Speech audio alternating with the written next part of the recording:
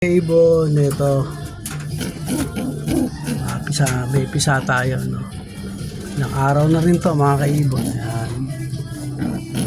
Dali. Tingnan lang. Tignan ko lang yung anak mo. Mga kaibon.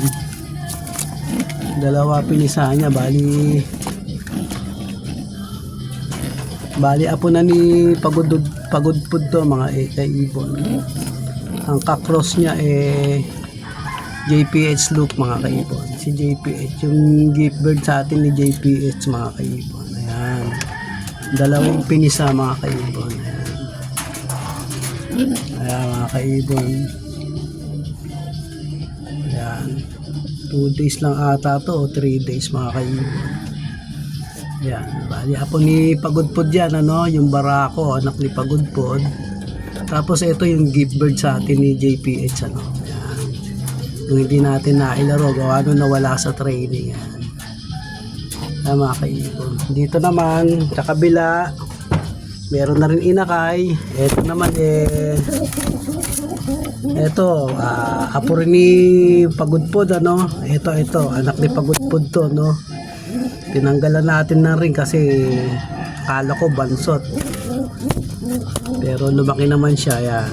May isa rin inakay, yan. Bali, ano to?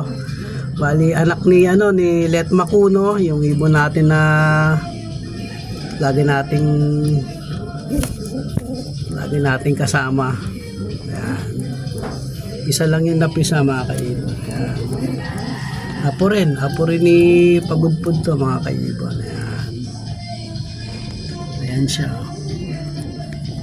Ayan, mga kaibon. Bali, ang inakay natin tatlo na naman tayo, no? Tapos meron pa tayo sising-singan doon sa labas. Meron pa tayo sising-singan doon sa labas, mga kaibon.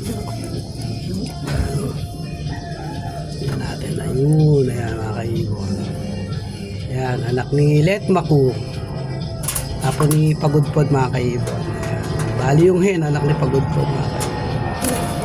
Ayan.